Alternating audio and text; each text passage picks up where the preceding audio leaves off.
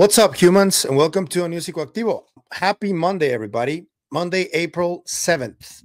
And Jake Barber and Skywatcher finally presented what they were going to show, which is episode 2. It's called Skywatcher Part 2, Mapping the Unknown. And in this video or episode, they showed the two different types of ways in which they interact with these objects. They showed the 9 different classes of UAP, and I'm just going to show you a couple of clips of what they presented. But before that, I wanted to just comment a little bit on what I thought of the overall video and everything. And I was just part of a great conversation with Vinny Adams from Disclosure Team, with Ryan from Post Disclosure World, and we had it on James Yandoli's channel and Engage in the Phenomenon. And we spoke about pretty much everything, theories, everything. But something that became very apparent to me is that there's been people over the last couple of decades or so that have been doing this personally. They do it often. And I guess there are many differences in how they approach it, you know. And there are people who have differences of opinion with what Skywatcher is doing because of details that they don't associate themselves with or don't agree with. And that's okay. I mean, it's always going to be like that. There's always going to be a difference of opinion. The fact of the matter is that Skywatcher is making claims of stuff they're going to do before the end of the year or by the end of the year that needs to be met, you know? So they're delivering the data. I think what they're doing right now is extremely thorough and very specific, and they explained little by little and took you through it. And I think that's the only way to do it. The scientific paper was very thorough as well. And I don't understand why people are not happy with people just reporting on what's going on. If at the end of the day, this has a different meaning, we will find out about it. But for now, I think that it's important to just stay the course and just see what they present. And then you can make an opinionated conclusion. But let me show you what I mean. There are 9 classes that they showed. So here are the classes. Shout out to Neanderthal, who clips all of this. I'm going to leave links in the description to his Twitter page and to obviously the source material on Skywatcher. But shout out to Neanderthal. Here it is. We've broken the UAPs down into 9 classes or types. Some of these classes may be the same UAP under different flight configurations, but at this point, given their behavior, we're confident they don't align with conventional or terrestrial explanations. Each UAP class has different characteristics. Some shimmer, some tumble, some spin. Some look like they're alive and they just fly. Terrestrial explanation. Okay, wait. So we got the Tetra, which is class 1. We got the Tic Tac, which they have footage of and pictures. We got the Blob. We got the Beam, which is class 4. The Manta Ray is class 5. Bright Star is class 6. Jellyfish is class 7. Hornet is class 8. Hornet and Jellyfish are kind of familiar to each other. They resemble each other a little bit.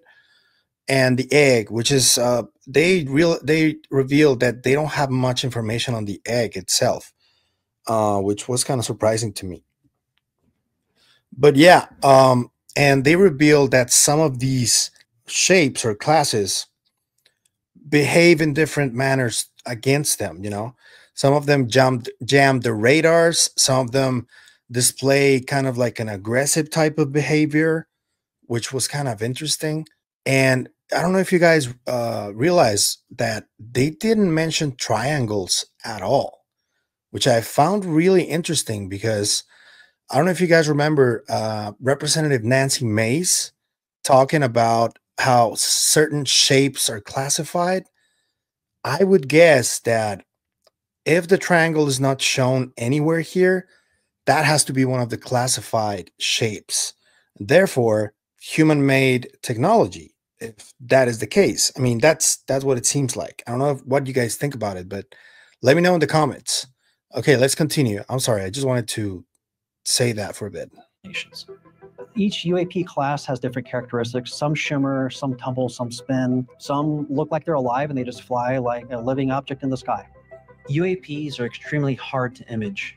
What is seen with the naked eye is generally not what is seen under camera.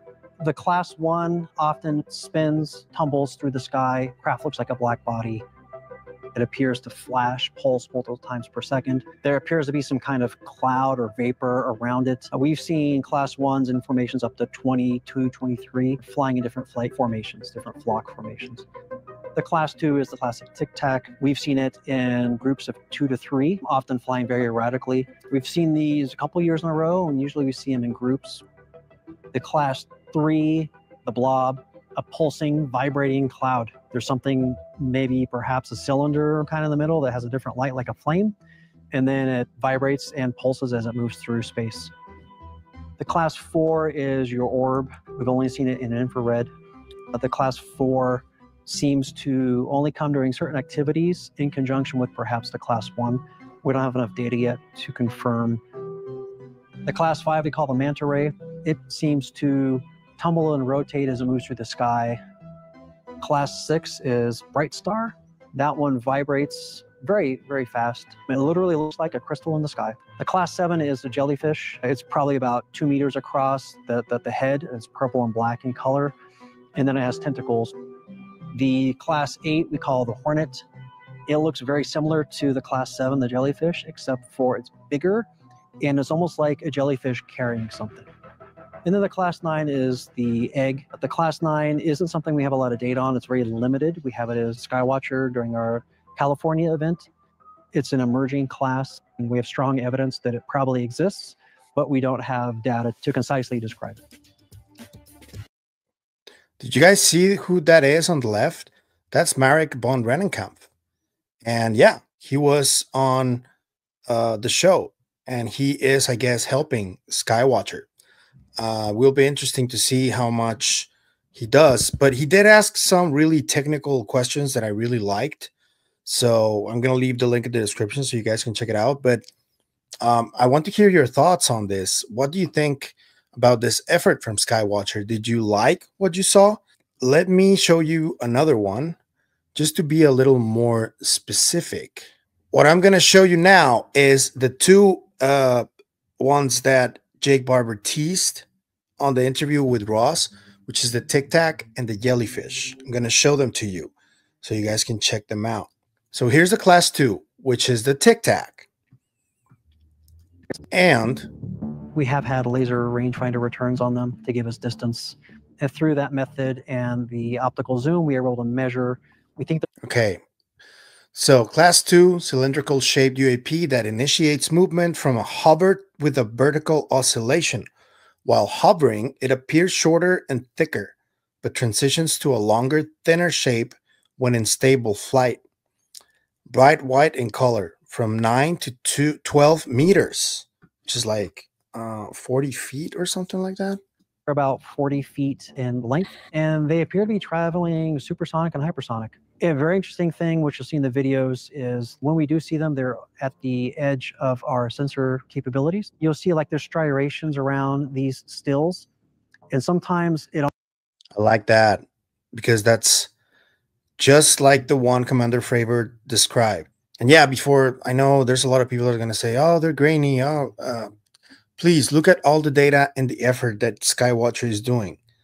And they're not saying they're from Zeta Reticuli or anything like that. They're just trying to engage with them. They're not claiming to know what they are, but they're just classifying them in the shapes and behavior. And I think that's very valuable. We still don't know what they are, if they're our technology and they're like deceiving Skywatcher by just purposely flying in front of them or something like that. That could also be the case.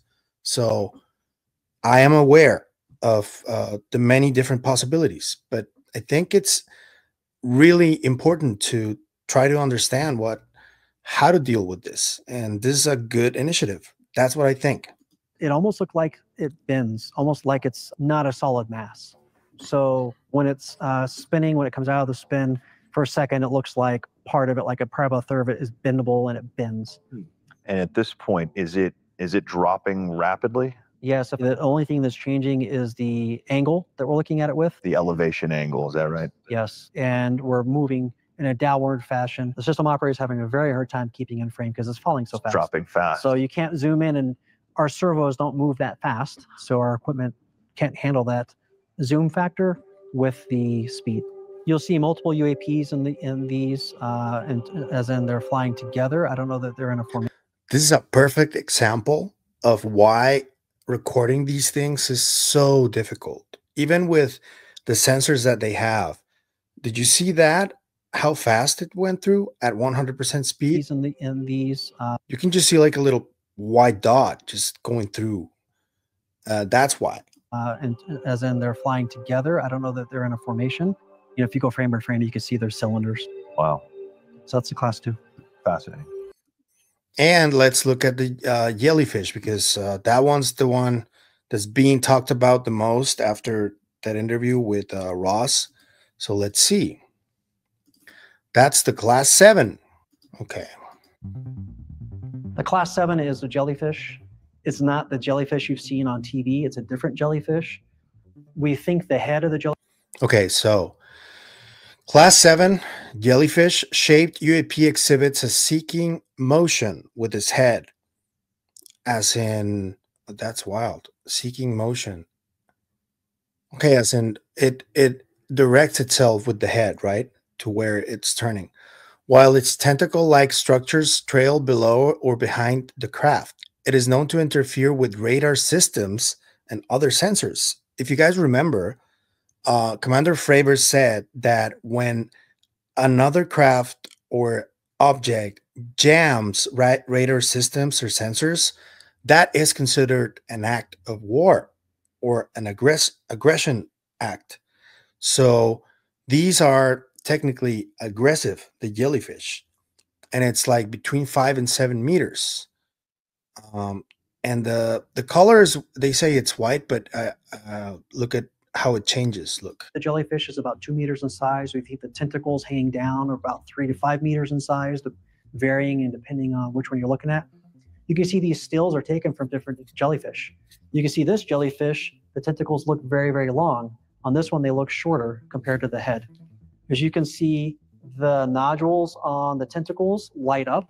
And again, this light appears to us to go from head to tail and pulse and light up the nodules as it goes. Also, sometimes it looks like an automaton or something with like an alien movie where it's got like the tail kind of hanging out, like it's seeking something. And sometimes it looks like it's a jellyfish in the sky. It seems to undulate as it moves. We have seen these take direct flight paths. Even yesterday, for the first time, we had 2 in formation. We've never seen that before. We chased down one of those 2, and it deviated its flight path as we approximated, and then it elevated directly straight up, as in directly vertical. So the class 7 is very hard to image, and at distance, it looks very similar to the class 6 and also the class 8 at distance.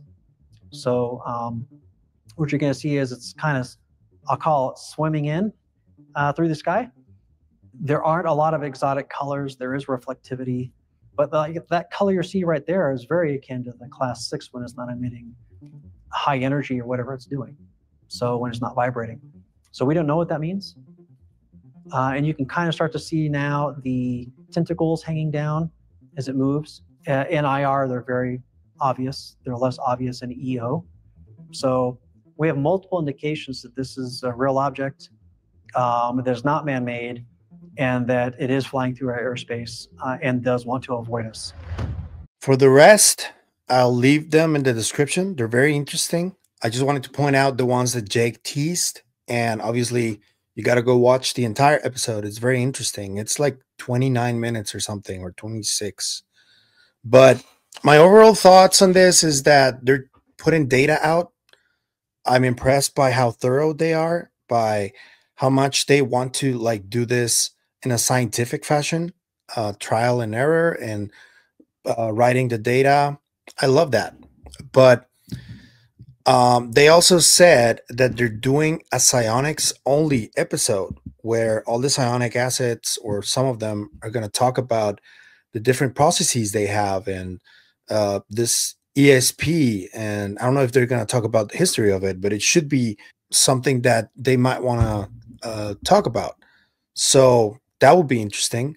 and they're going to be releasing like a detailed explanation of each shape over the next couple of weeks, like one episode per class. So we have a lot of information to go through.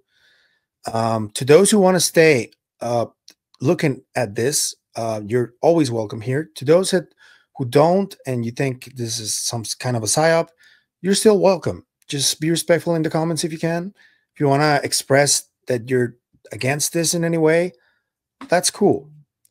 Just try not to snap at people, you know? It's discouraging sometimes when you see that in a comment section. So that'd be cool. But let me know what you think in the comments about all of this, about the Skywatcher video.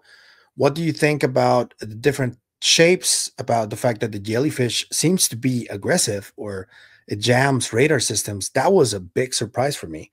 Was it for you too? Let me know in the comments. If you like the content you see, I'm going to ask you to please hit the like button, hit the subscribe button, hit the bell notification, and share the content anywhere you want. Also, leave a comment if you want. If you want to support the channel in any other way, you can become a member. You can check us out at KGRA, or you can pick a link. Any help and every help is always appreciated. So thank you so much. And that's it for me today on this video, but I'll be reading the comments. Let me know what you think.